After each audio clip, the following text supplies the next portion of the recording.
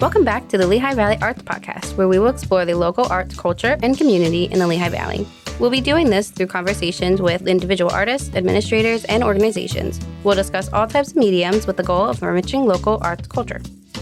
Hello, and welcome back to Season 3 of Lehigh Valley Arts Podcast. I'm Ben. I'm Elise. And I'm Elizabeth. And we want to thank you for tuning in. We are so excited to share an all-new season with an amazing lineup of artists and creatives, as well as new projects, fun behind-the-scenes content, special guest-hosted episodes, and a new sub-series of the Arts Podcast soon to be announced. This week, we are delighted to have in the studio Hannah Ehret. Hannah is a local artist and gallery owner who recently found herself back in the Lehigh Valley. She is a visual artist and self-proclaimed mudlarker with a master's degree in art from Fontbonne University. Currently living in Easton, Hannah is also the owner of Hemlock Art Space and Gallery. Hannah, thank you so much for joining us today. Hey. I am very excited to have you in the studio, and I'm glad that you agreed to do this. Of course. I'm excited. Looking forward to this. Yeah, great. Is this your first podcast? Yes. Awesome. This is my first podcast and my first microphone speaking into situation and Very everything. good. I'm excited. Well, thank you. Thank you for joining us. Of course. I am really excited to talk about your work and talk about your gallery space. Mm-hmm. But I figured we could just start with a little bit like, where are you from? I actually grew up in Carbon County in Palmerton, and I went to school in Jim Thorpe at the Votech there. Met my husband in high school. I was 14. He was 15. He had blue hair and a bowl cut. Classic love story. Yeah. And here we are a bazillion years later. But yeah, so started out there, and then we moved around and did all the things and ended up back here. I went to Philadelphia University, which was University of Textile and Design, and I was there for marketing, and I got really jealous of my roommate who was a textile major and doing all kinds of like design courses and stuff. And you know, my best friend was like doing these beautiful drawings, and I'm there like in my accounting book, like, ugh.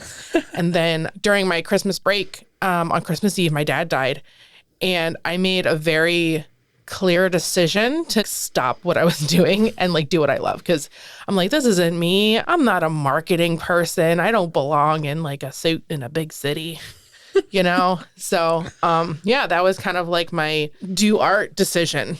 I made a lot of changes in my life and career path and spiritual path and everything just from that one event. So that's kind of where I got started in really making a decision to be an artist.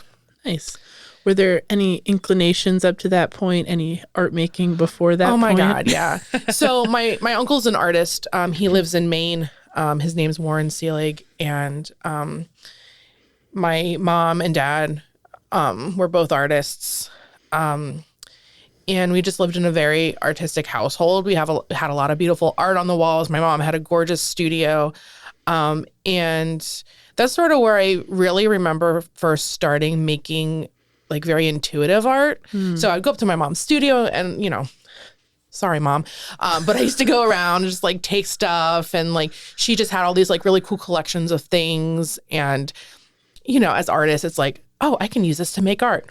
That's what we do. And I inherited that from her.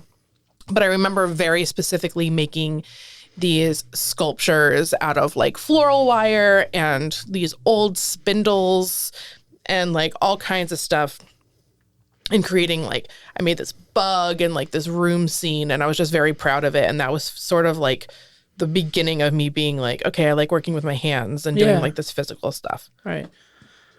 Excuse me.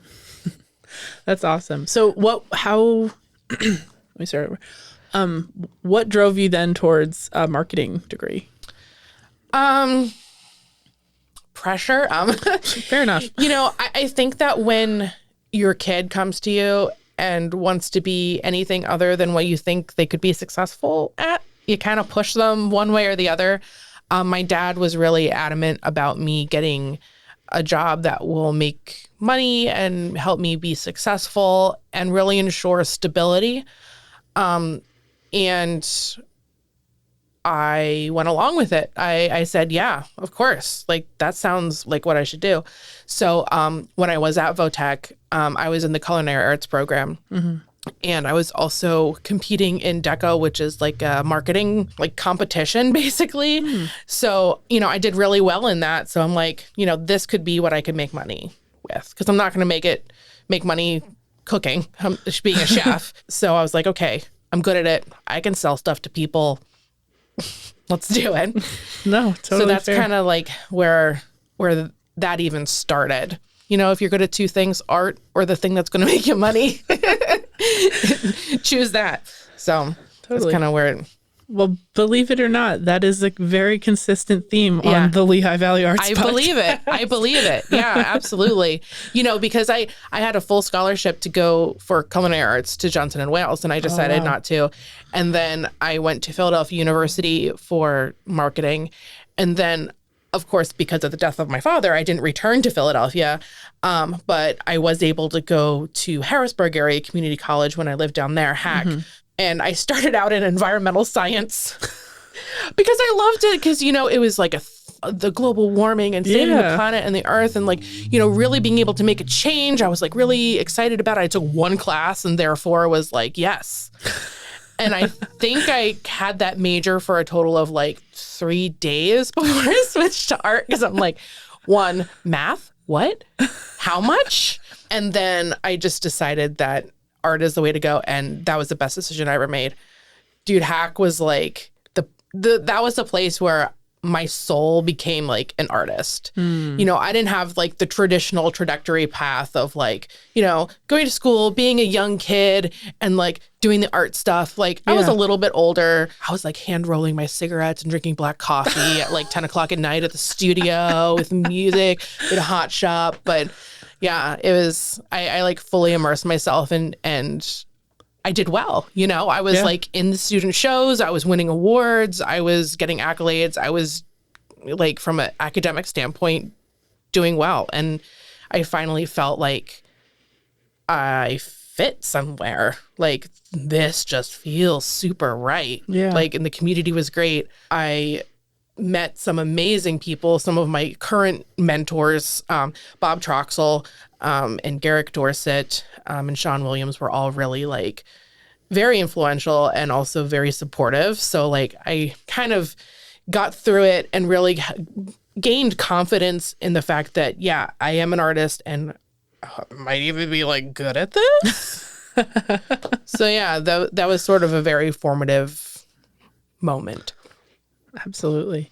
That's really exciting. I'm always curious, because we've had like a flip-flop back and forth as to whether like art school really did it for me or art school like really did not do it for me. Yeah. And a lot of people that ended up artists either way, but I'm cool that you feel that that's really where you found your community and your space. Going forward as like the older I got, it was continuously harder and harder to find that, that space, and you just had to work a little bit harder. I lived in Missouri for 7 years in St. Louis. And when I was there, it was really hard for me to find that community and have the same sort of passion place there, if that makes sense. Yeah, absolutely. So you grew up in Palmerton area, lived in Missouri for a little bit. You talked about going to China. I went to China through HAC, actually. Cool. It was an advanced ceramics course, and I was there for 3 weeks studying in Jingdezhen and Shanghai.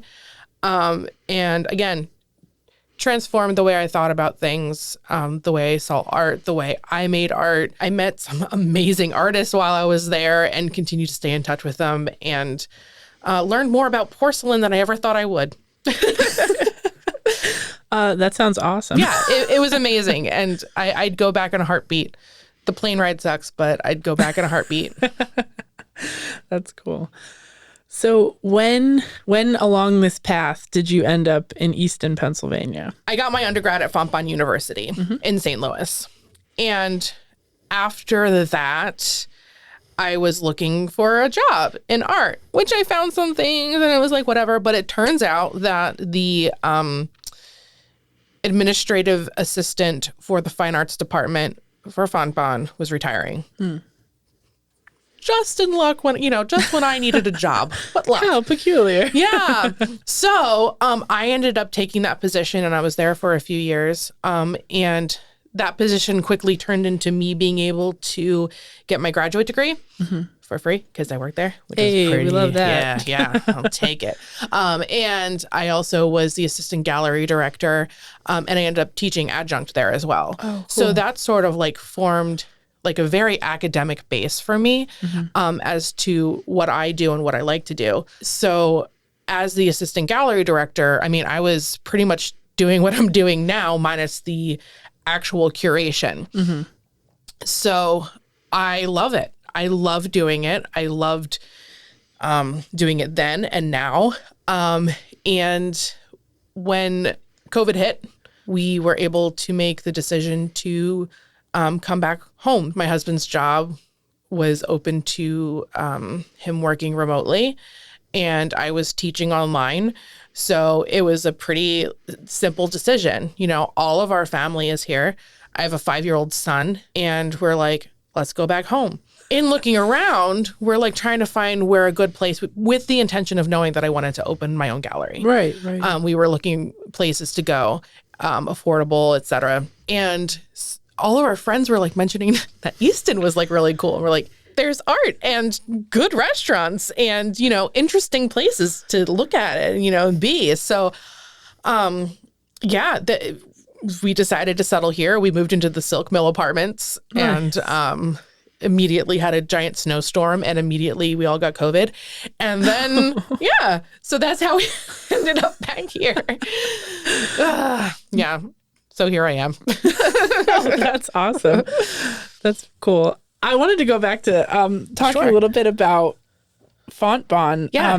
Because I also, strangely and ironically enough, and I didn't know this about you until you came in, work in a higher ed art setting. Yeah. And I'm curious, like, having your own gallery space and being an artist yourself, like, how does that, like, hyper academic setting for art making and art practices and curatorial practice kind of shape your view of community arts?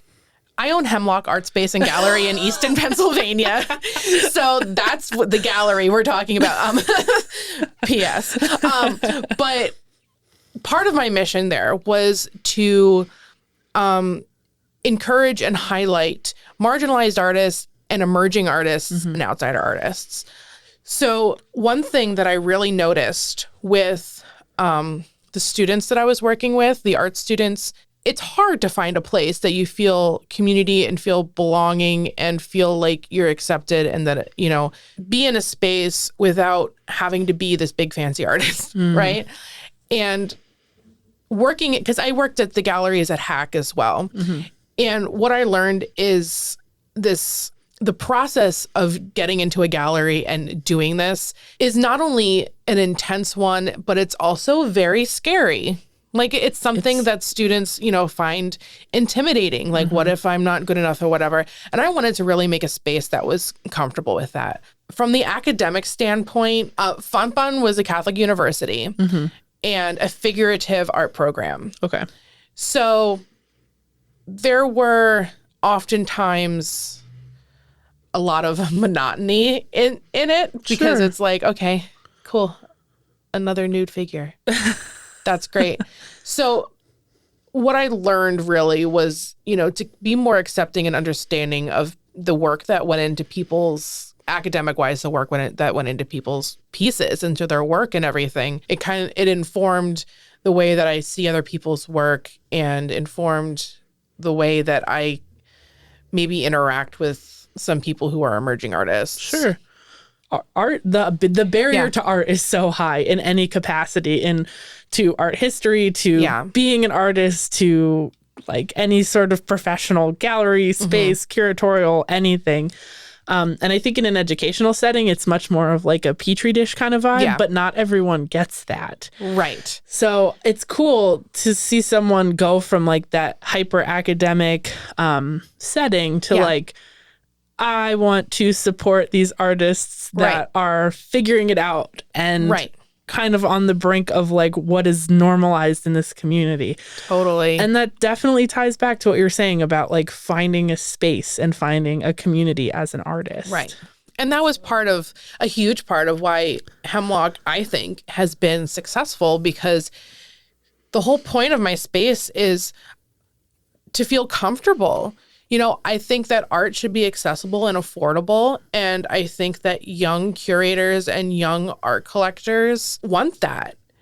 And I find that a lot of people just have this connection to art when they don't feel like they have to know about it, if that makes sense. Oh, absolutely. You know, I had the honor and the privilege to be able to get that education, learn the lexicon of, of art, I know how to talk about art like every other, critique, whatever, the juxtaposition of the forms of, whatever, I can schlop that stuff out, whatever.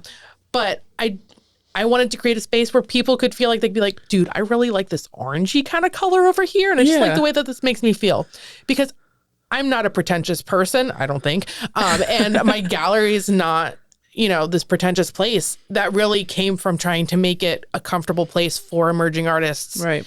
To not feel like they're being expected to be like in this New York gallery that, you have to know dealers and, whatever. Right. Schmancy art stuff. Yeah, absolutely. We serve Cheetos. We serve Cheetos and like M&Ms at the receptions. We're not...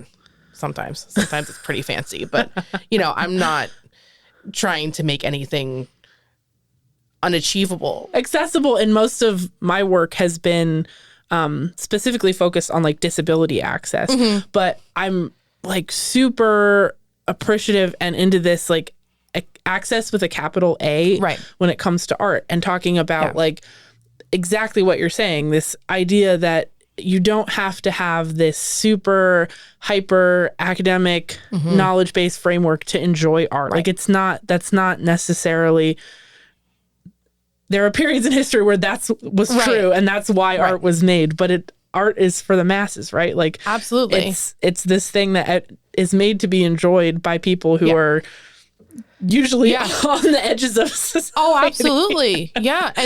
And you'd be surprised how many people that have flat out said, like, I'm not really into art, but I like this.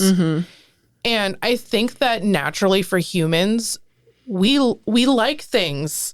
We like seeing things, we like things that look nice. We like things that make us think. Me personally, I like things that tend to be ugly or tend to be seen as like unappealing or unattractive or strange or uncomfortable. I like that. And other people do too. They just may not have like the vocabulary to like say it or know it. But people like art. And sometimes they don't realize it until they walk into this weird ass little gallery, downtown Easton. They're like, oh, this is weird, but I like it. Yeah. So that's part of the accessibility, to create young art collectors who are buying art, not because they're, again, in some academic world, or they understand this or that, or they're, wealthy. You don't have to be wealthy to enjoy and love and even purchase art, and that's, again, what I really wanted to showcase and make sure that everyone had something to look at that they liked, Yeah. And if they took it home, even better. Yeah. But absolutely. I tried to even make work affordable. I'm not showing $20,000 paintings in there, Even right now we have some paintings that are up, but there are smaller ones that the artist made that are more affordable that you can take just right then and there and start your little tiny collection. It's important. Yeah. That's so cool. We had one artist on when they came in here for their interview. They were saying like, what does your art collection look like? And I was like, I'm 24 years old. I don't own anything. And they're like, no, I'm sure that you do. Yeah. Like, what does your art collection look like? Yeah. I was like, well, I have this print by this guy. And they're like, perfect. There you go. And like, oh, I own this mug that someone gave me. And they're like, that's part of it. And it's no one ever throughout my education or throughout my like experience just enjoying art as a kid or as a young adult, like no one impressed any importance upon Right. owning my artwork, owning any artwork, because it wasn't something I ever thought was like within the realm of what I could afford. Absolutely. Absolutely. Buying those little prints or even cards that, greeting cards that people make, that's their artwork on the front. They made that and enjoyed it. Some of the stuff that I make more functional wear, that's art. And we can get into like the discussion of like what art is, but I'm not going to do that because, it's fighting words sometimes. But but yeah, I really like to challenge people as to what art is. And I also like to challenge them in trying to understand that even though they don't like it, that doesn't mean it's not art. And even though they can't connect to it, it doesn't mean it's not art. It just means you don't like it. And that's okay. There's lots of art that I don't like. There's lots of art that I just find like whatever. But that doesn't make it not art. Right. It's art. And I don't like it. And that's fine. And that's totally fine. But like, the big takeaway is that it's still art. And how can we broaden that? And I talk to my students a lot about that because I taught art appreciation to mostly freshman college kids who were not art majors. So to be able to try to explain that you don't like it and you don't get it, but you basically don't have the right, to say that it's not art. So, tangent is that, but same with pieces in my gallery. I mean, every single piece that I chose in the retail section of my gallery was handmade by a person. It was completely crafted and like designed and made by an artist. All of the artists that I had in that area, in that retail area, were female and non-binary artists. So, I was supporting a whole other level of human artists within that space too. Right. But, cups and sketchbooks and my little teapots and, it's not just a traditional like painting on a wall all the time. Right. I'm deep in conversation at work about like materiality and like craft as art. Yes. And I think that transitions super well into the artwork that you shared. But like how does materiality impact whether someone sees something as art or whether it's like normalized or generally accepted as fine art? Right. Things like quilting and embroidery and ceramics and anything in between. Yeah. And I think it's such an important conversation because art takes so many forms in terms of like, is it the expression, like someone's expression, or is it art? And people don't always like connect those two things. Yeah, totally. And like you said, like there's a difference between thinking something is art, but then also just saying like you don't like it. Right. Yeah. For the sake of not liking it. But that doesn't make it not art. Right. Exactly. Exactly.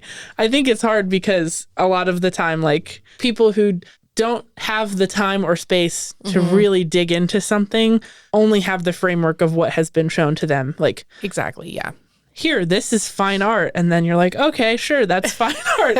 And then if you have the time and ability and the privilege to be able to dig into it, it's like, oh, there are so many more layers to this. There's more. So I appreciate that your gallery space specifically, like, demonstrates that in such a low barrier way because you're offering this space. And the first thing that comes to mind talking about this is the first time I was in your gallery, the labels were like paper push pinned onto the wall. And I was like, cool. And then there was a piece that was sold and it was written with pencil on the wall, sold. I was like, this is the best thing I've ever seen. I wanted to create a space that was like just kind of what I imagine I would do like in my own studio, like putting stuff on the wall. And I have a vintage typewriter. I type all of the labels out. Like it's just honest, authentic. And I wanted it to kind of be a space where you could just imagine yourself in like, I don't know, some just cool building that you just like found and like you just kind of use the stuff that was around to like do what you did, because I went through all of the nice, beautiful, like printed sticker labels and the professional this and that, which is great.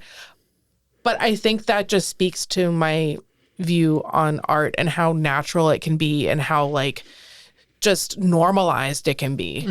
My first show that I had, Elizabeth Sheck Lambert, she had so many photographs, like these big cloud photograph images. You can probably see some on my Instagram, some pictures of it. But I had 500 of those little map pins, and I had like 7 left at the end of that show. My thumb hurt so bad. But like, that's the kind of just like, that's how they went up. Yeah. That's just sort of like, it was just a natural, what I had laying around kind of vibe, And I think something as small as that, and I appreciate that you noticed, but something as small as that takes away a little bit of that, like, fear of that feeling that you're in like the stuffy gallery and you're not going to be able to relate to it. Little things like that take it away. It's like your bedroom wall, like right, exactly, yeah. It's just raw and authentic. So I wanted to ask a little bit about the inspiration for some of the like programmatic and community-based stuff that you do at Hemlock, because you have like some great programming and some really cool workshops and stuff. Thank you. Yeah, I was really hoping that I'd be able to do more. When I started, my hope was that I would have all these drink and draws, every other week, and these movies and great workshops and everything. And I did some of them and it worked out fine until it didn't. So unfortunately, I kind of had to move away from some of that stuff. I found that the interest just wasn't there when I was ready to do it. So as it went on, I would just have a couple here and there, and it just got to be too much for me. Yeah. I mean, I was planning and doing all these things, and then with low attendance, it was just starting. So I put it aside and said, okay, I'm going to try this again later, because right now it's just not going to work. But I had like successful drink and draws, and that was a lot of fun. And our receptions, and Easton has a Easton Out Loud sort of music, citywide music based. I think it's usually music based, especially in the summertime. And I had like a lot of really great events doing that and everything. I do look forward to doing more workshops in the future. Good. Sorry, I'm trying to like. No, that's good. I really appreciate like your transparency with that, because I think like on the flip side of this, like being the owner of the owner of a small business, like at the root, that's what it is. Yeah. And it's important to see that side of it, like that there are periods of where you have this great idea and you're really excited about it and you're ready to do it. And it just doesn't. It doesn't work out. Yeah, no, totally. And, it evolved into something else. I was doing a little bit more retail than I had initially, expected to. The main gallery is the heart and soul of the place, So I still consider myself an art space, because you can come in no matter what your level of art appreciation is or understanding is, and find a place to make and create and be, So though the intentions were different in the beginning, it still worked out to be exactly what needed to happen. Right. In addition to this wonderful art space and gallery that you own, you are a visual artist yourself. I am. And I'd love to talk a little bit about your work and your background. So I'm curious, in your bio, you shared that you have a master's degree from Fontbonne. Yes.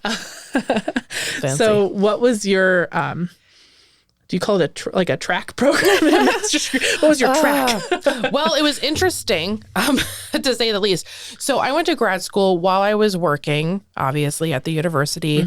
At the time, a 3 and 4 year old son and a husband who was away all the time, and like 500,000 other things going on. So to say the least, it was stressful, but in a way that was motivating, because who I am, I don't know if it's my Sagittarianness or what, but like I don't care what it takes. I'm going to do this. I'm going to do it and no one can tell me no. I had the privilege of being able to kind of create my own program a little bit because I'm a sculptor. I consider myself a 3D artist, but there really wasn't anything at the school that was fitting my style and fitting my aesthetic and fitting my personal idea of who I am as an artist. The sculpture program is amazing, but it was a very straightforward, figurative clay program. Right. Didn't really stray too much off of that. So I was lucky enough to be able to work with a professor, Tony Borchardt, who helped me kind of create my own degree, basically. I think it reads something like studio sculpture, but it was heavy in ceramics. But I was also doing art history, which is a huge passion of mine. I love art history. I had the best art history professor and now friend, Kevin Wilson. Hey, Kevin. But He's not in the room or anything. Are you sure? Oh, God. Just kidding. But yeah, we shared a lot of like kind of weird and macabre, personality traits. That's awesome. But anyway, so I was able to create this program where I was diving into different types of sculptural elements because I do mixed media work and my work tends to be have lots of different media to it. I basically said, these are all the things I want to learn. So I learned how to weld. I learned how to do castings. I did the ceramics, woodworking. I encompassed all of this together.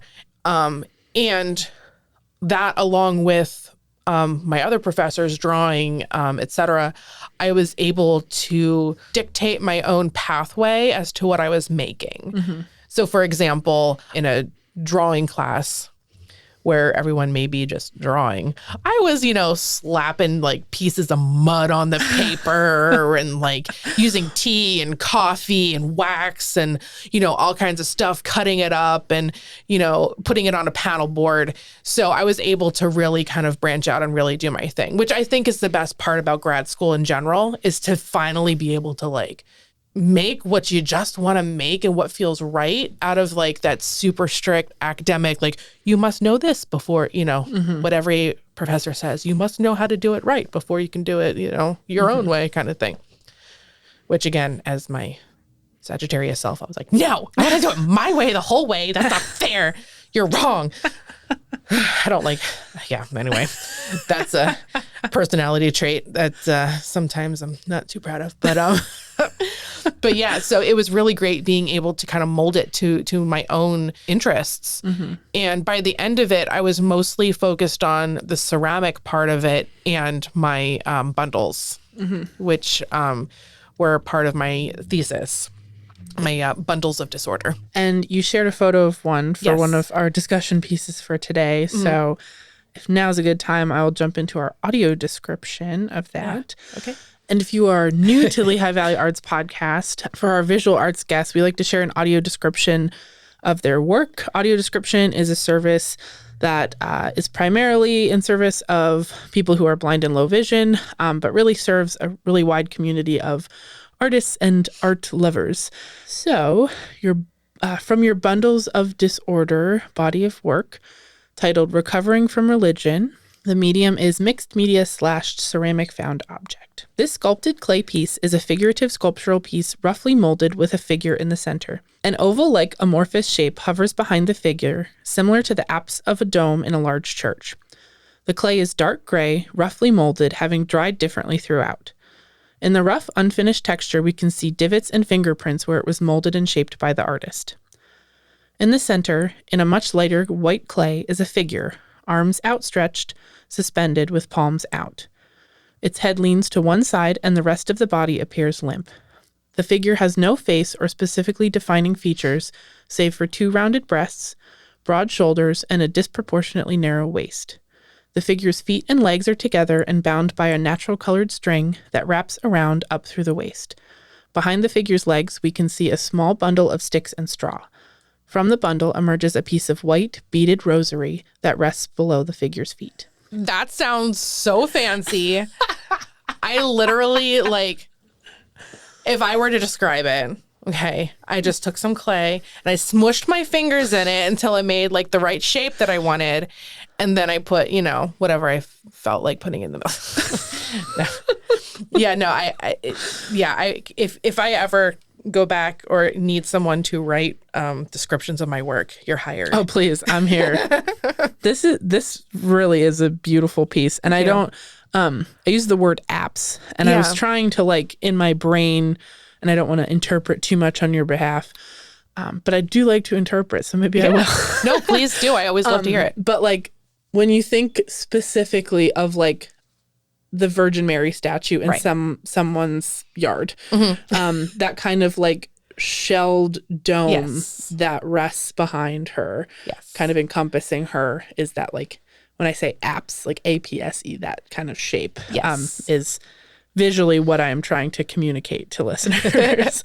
So I'm curious if you find that as an apt description of, okay. Yeah, exactly. And that's kind of what I was going for. The Catholic Church especially is very much known for their very ornate and sometimes kind of creepy, all the reliquary stuff and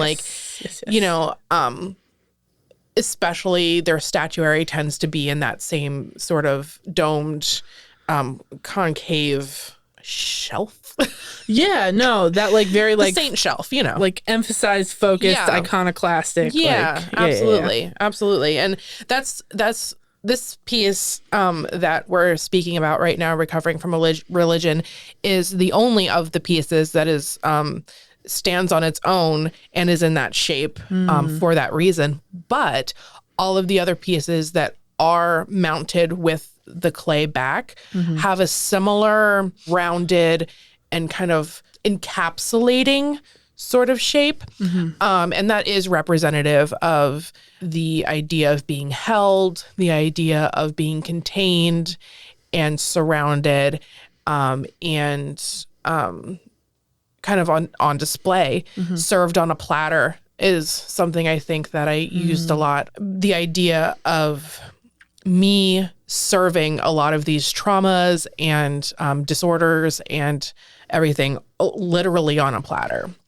So they kind of have two meanings in that way. But this one in particular, not only is me serving that on a platter, but kind of giving it that religious, icon kind of feeling to it. Right. Yeah, I tried not to say in my description because the idea behind it is to describe it non-biased, but now we're in the interpretive part. It's totally indicative of like crucifixion kind of body layout.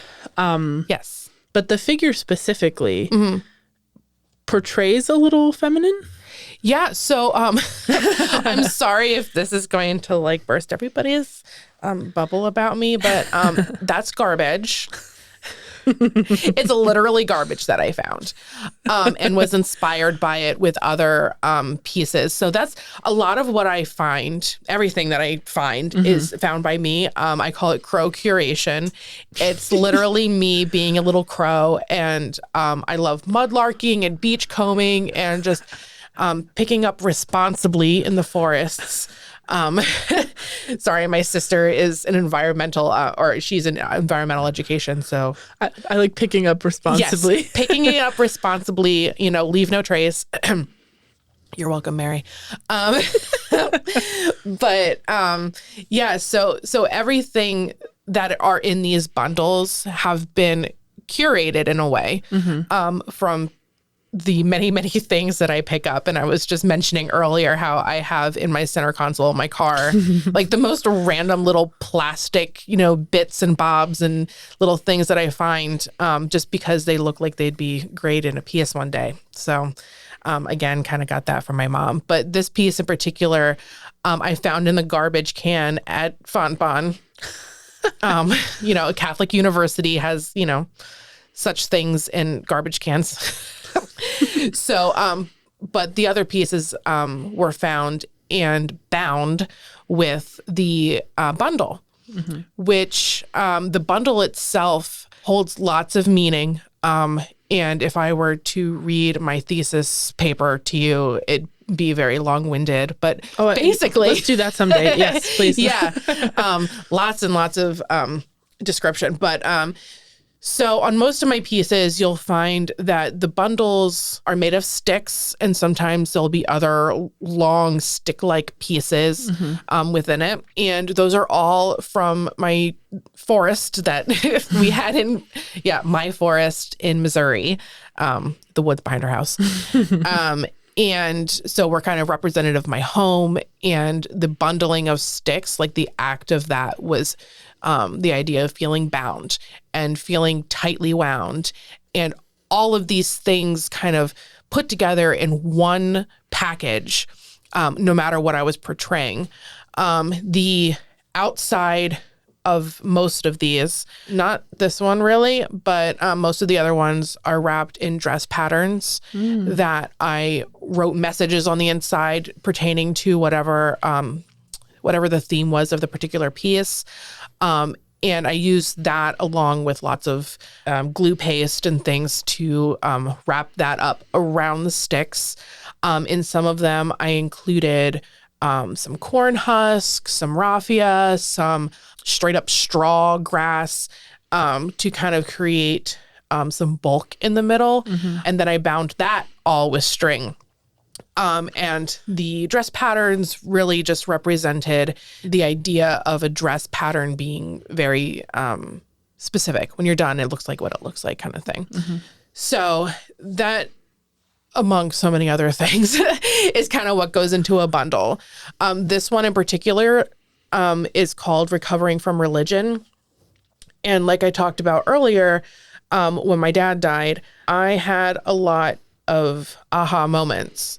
One being, I'm not going to stick my head in an accounting book for my whole life. I need to be an artist, and I'm not going to do anything that's going to make me unhappy. Like, if I can help it, like, I'm not going to put myself in that position. But also, it really made me think about my religion and what my spirituality would look like and what I really believed in, and if it was for me or not for me. And through the years, I found that there were so many things that I explained away with religion. It's easy to explain away pain and hurt and trauma and feelings when there's like this bucket of explanations. It's in someone else's hands. And when you feel like you're not in those hands anymore, it gets scary. And all of a sudden you have to like care for your own mental health. And all of a sudden, like, that burden's put back on you when you were always taught to put the burden someplace else. So this one is sort of my recovery in trying to find a way to be more self-sufficient in my own body, in my own mind. So this one relates to the recovering from religion, but others talk about everything from anxiety to eating disorders to borderline personality disorder to depression, and how it feels to be depressed or any of those. I have one that was one of my favorites called Treading Water or Head Above Water, and it's literally a visual representation of how I feel when incredibly depressed, and literally just feel like I'm just making it through. Like, I feel like I keep drowning and bobbing, and the only thing that's keeping me going is my sheer love of art, you know, and my kid and husband and family and all that stuff too. But so each piece was very specific to that. I did a series of 3 that were all about the medicine that one takes when trying, you know, when working on their mental health. So there was one that talked about how the medicine made me clench my jaw. Another one where I talked about old remedies or natural remedies. So, the idea of being healed by, going for a hike and taking some St. John's wort, that kind of thing. And, talking about not being able to sleep or sleeping too much, and a very wide variety, and everything directly relates to me or my family. So things that I dealt with personally, I put a lot of time and effort and thought into the items that were being put into there. So for a visual reference, you may find this bundle that has a small flask and some ornaments attached to it, letters, wax seals, keys. These objects all relate back to the subject matter of the piece. And I have one that, again, they're all my favorite. What am I talking about? I love all of them. But it was purchased recently, actually. It was called Social Anxiety. And it was the tiniest little piece. I always put it off in the corner when I was showing it, to kind of really get that social anxiety. And it had a birthday cake marker in it and a prickly little echinacea flower, dried echinacea flower, and I can't tell you how many people would be like, oh my God, yeah, social anxiety. That's what that looks like. I get it. I understand. And it was really amazing. And then I started adding these discs, and they were just a ceramic disc in the same dark colored clay, the black clay. And I painted static on them. So I used an underglaze and basically made these brush strokes and sometimes carved into them to make a static. And they were called static discs. And those represented that brain fog, that fuzz. So they were displayed. And again, if you look on my website, you'll be able to see some of these bigger displays. But these discs were displaying that brain fog, that static, that feeling of so much going on in your head, but it's nothing at the same time. So all of these are super personal and super real. And I got so much comfort in how many people were like, yes, that is exactly, yes, you made art that described how I deal with, or I see my depression, or I see my anxiety. This is it. This is my brain on art. That's really powerful. Yeah, it was a lot. Yeah, to have that personified for someone else, and then for them to communicate that to you too. Yeah, it was heavy. It was a heavy time.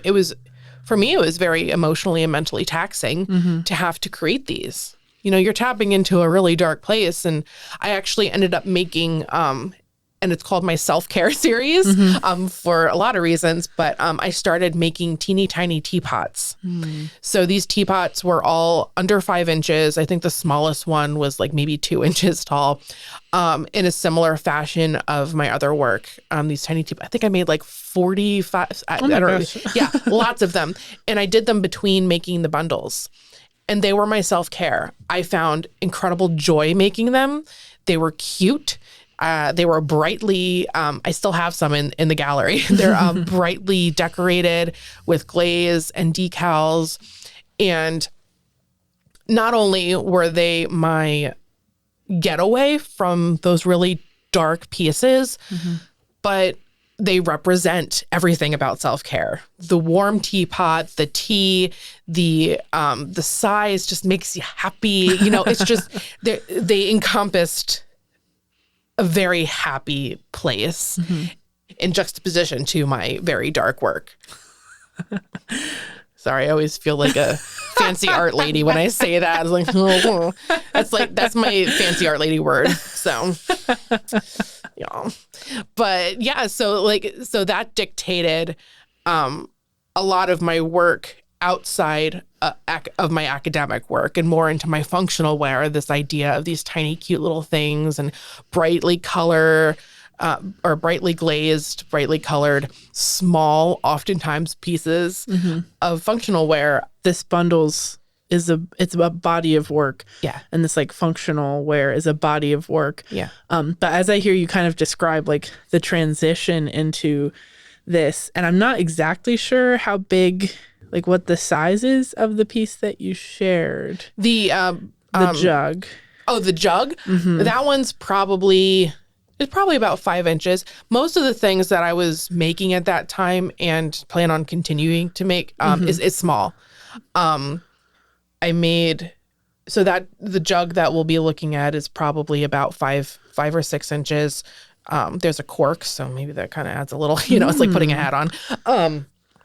But yeah, same with the teapots. Everything was under 5-6 inches. Interesting. I was curious about like almost the irony of calling something functional ware and it being of a dysfunctional size. Maybe. Of course. Yeah. But we can describe it first and then get into that. Sure. Yeah. But this is titled Stoneware Jug from your functional ware body of work, and the medium is stoneware, specifically speckled turtle clay. This small stoneware jug has a rust-colored bottom. The top half of the jug is dipped in a white speckly glaze. A rounded handle emerges from the top part of the jug, and fingerprint indents shape the entirety of it. A lot of that functional ware was inspired by the teapots, because technically those little teapots are functional. Some of them hold maybe like 3 tablespoons of liquid, but the function is you can like actually pour liquid from it. So I tend to describe functional ware as something that if you wanted to, you could. So that little jug could very well be a little vase, a little bud vase, or you could put milk in that, use it as a creamer. You could, fill that with a syrup of some sort. It would be a heck of a time cleaning it, but, dishwasher safe. But I started making these little things, and part of it, especially the less academic side of it, when I was just sort of making things for myself and for fun, was inspired by my son. I have, a little boy, and I would make him tiny little cups and teapots and plates and stuff, and he would play with those. But also I started making these tiny bud vases that sort of looked like crooked witches' fingers, kind of. They were just, again, on my website, if you want to see some pictures of those. And I would, glaze them in like pink and turquoise. And I made one that was probably about 1 inch tall, super, super tiny, specifically because my kid always gave me like a single clover that he picked for me. And like when they're little and they want to make sure that you keep it, and most of the time you just throw it over your full shoulder and you're like, well, whatever, kid, you'll just forget about it. But I was like, you know what? Why not make a little place for this? Because it's such a precious thing. When they have this one sweet little gift that they give you, and it has a little home and a teeny tiny little vase with a drop of water, and it just makes it feel special. And it's a little memento, and it's just a way of kind of appreciating life, And so I started making these little bud vases. And I personally think they're adorable as heck. Adorable AF. I mean, like, really. And I am looking forward to making more of those in the future. I love the story with the clover. I think that's very effective demonstration of your work. But like that word functionality, and I know we talked earlier about like materiality and fine art and how it kind of all ties together. This word functionality as like, does art have to serve a function? Right. In the society we live in now, like does something being made have to be made for function, or can it be made because that is the function, is the practice of making it, the person who's making it, what they're making it for, and how the person enjoying it interprets it, like all of that is part of its quote, quote, function. Right. So like, what is function? Right. What is art? What is function? Exactly. Because function is like, it can do a thing, right? It can effectively do a thing. So for example, like those little teapots, it can effectively do a thing. You can put water in and pour. Some of them, the tops don't open, but are they still functional? Are they still functional as a paperweight? Are they still functional as a piece of art? I'm not an artist who does large quantity stuff. I'm not a quantity maker. There are amazing artists out there who can make, 5 cups in a minute. And that's amazing. And they all look exactly the same. Production pottery is something to be respected. But it's a lot easier to explain the function of a cup. Sure. Yeah. It's easy to, say this is a cup and its main purpose is to hold liquid, most likely for you to consume. But when you get into these little jugs and you kind of question the function of them, or these little vases, like, okay, they're functional, but not really.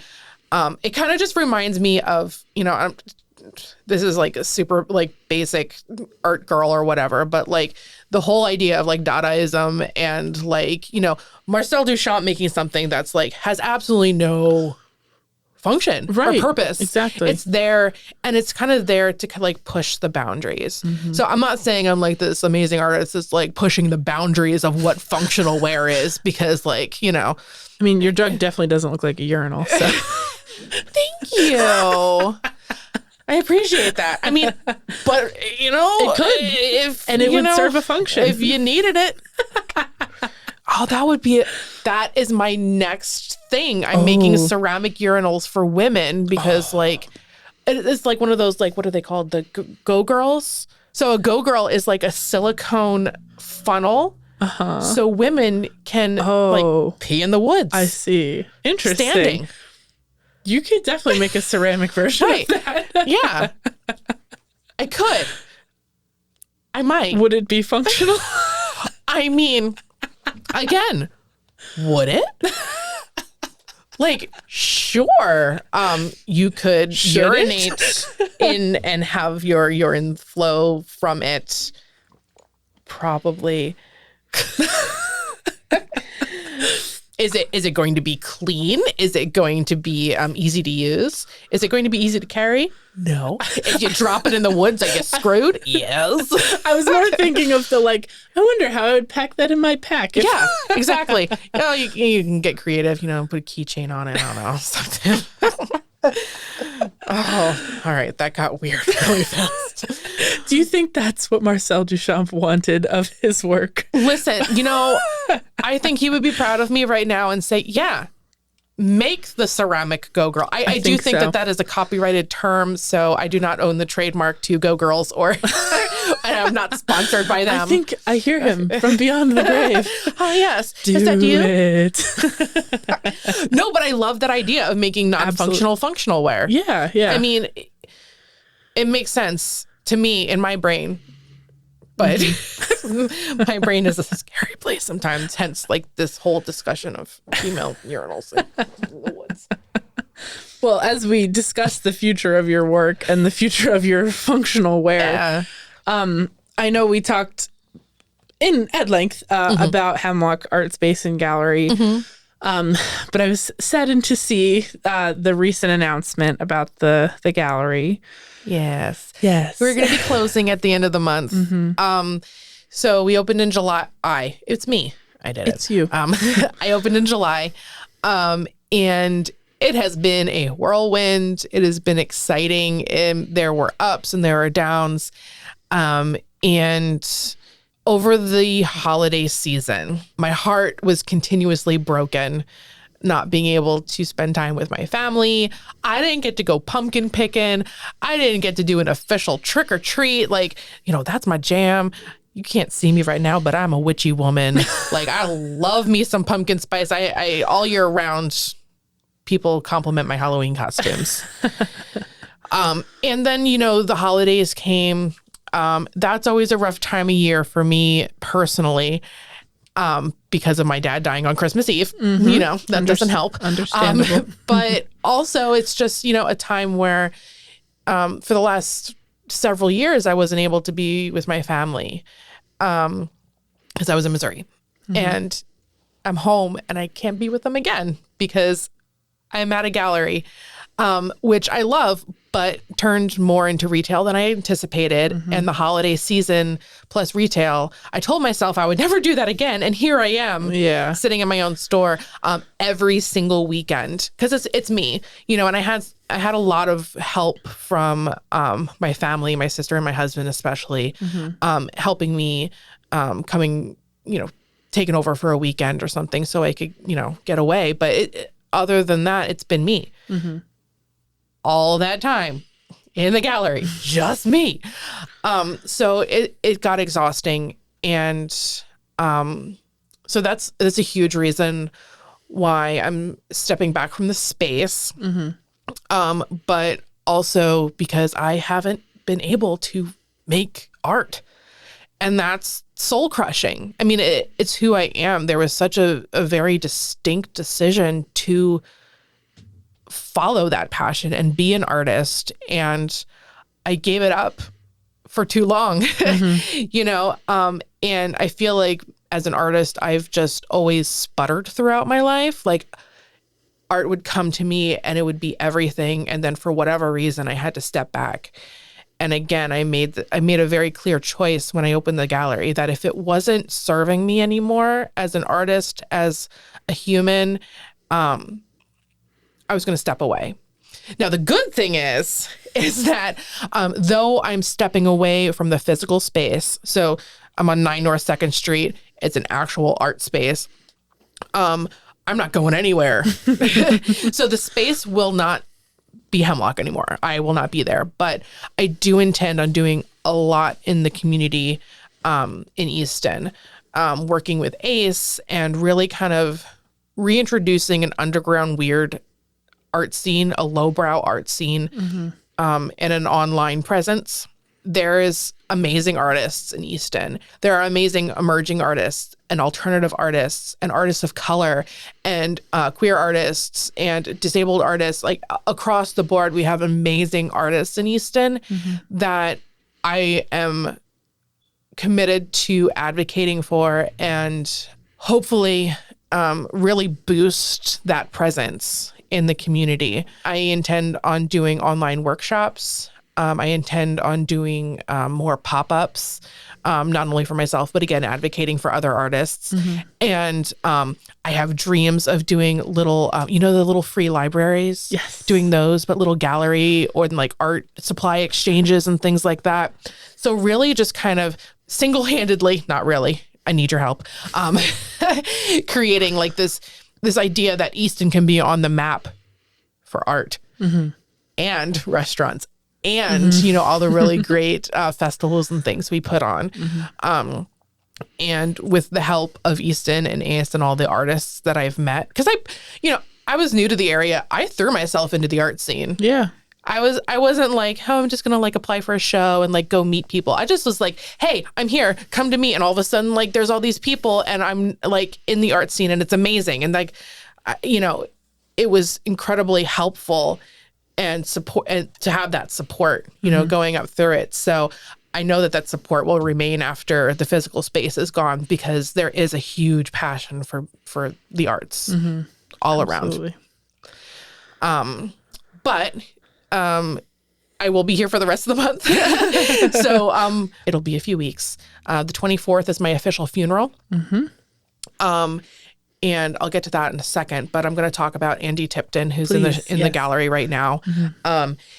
Right now, I have Andy Tipton, who is a local artist in Easton, with a show called Black Thumb. And he does these amazing panel paintings with hand-illustrated individual patterns of flora and fauna. And by flora and fauna, I mean like peonies and lanternflies and molars and skulls and narcissus and toucans, like beautiful, that almost resemble like a wallpaper. And they are astounding. They are beautiful. And I am getting, there's a large mural on the wall as well that he did to correspond with the show.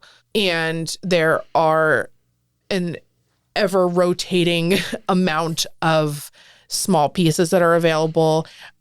So like from $30 up to like $350, like these small, beautiful pieces. Like, you know, you can take home a little piece. And then for Easton Out Loud, which is on the 22nd, he'll be doing a series called Forget Me Nots. And basically, you'll be able to create and design your own version of a black thumb forget-me-not. So the idea is you'll have a tiny little canvas. You'll get to choose the background color. You'll get to choose the illustration. And he'll basically make you these little custom teeny tiny forget-me-nots. So, yeah, just a really fun show. The opening reception was in the beginning of the month and was just, it was amazing. It was what I needed to go out with a bang, really. But we are also doing on the 15th a 420 craft night, which is cool. Very fun. It's going to be super chill. I'm really excited about it. We're just going to watch some movies. I'll have Doritos, maybe some, you know, I don't know, Mountain Dew or something. I don't know. And we'll have a couple of crafts available that, you know, again, just to chill and have fun and hang out and appreciate each other's company and to kind of take a little bit of the taboo out of what it means to use marijuana in this day and age, you know, taking the taboo out of it because, you know, it is changing. And I think people are still kind of scared to admit that they're, you know, using it, whether it's in a medicinal or recreational way. So it's a safe place to come, whether you're a mom or a college student or whatever. It is, well, it's on the 15th. So sorry you missed it. But I'll let you know how it goes.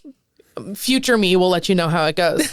But and where can they find future you? www.hemlockart.com. You'll be able to find me on the website, on Instagram at _hemlockart_. That's me.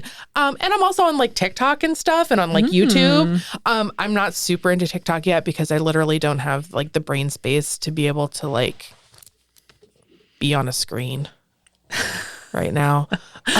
Understandable. But yeah, so that's all the places. And, you know, I'm sure we'll be able to find me other places like walking around Easton with, you know, a walking art show or something. I don't know. Pinned to my back. But the funeral is the big going away party. The funeral is kind of themed See You in the Afterlife, which is the website. And I'll be talking about the things that I plan on doing in a little bit more detail and some more specific plans, talking about what the website is going to look like and what I'm going to be able to offer. And kind of also just be like, hey, I'm an artist with experience in curation and, you know, putting shows up, installation of shows and, you know, teaching art appreciation and workshops and all kinds of stuff and being like, hey, hire me. And the idea of being able to do it on my time, on my terms, is like really important to me. Yeah. You know, and be able to actually get out and do stuff and be able to be involved in the community and not have the overhead of a space.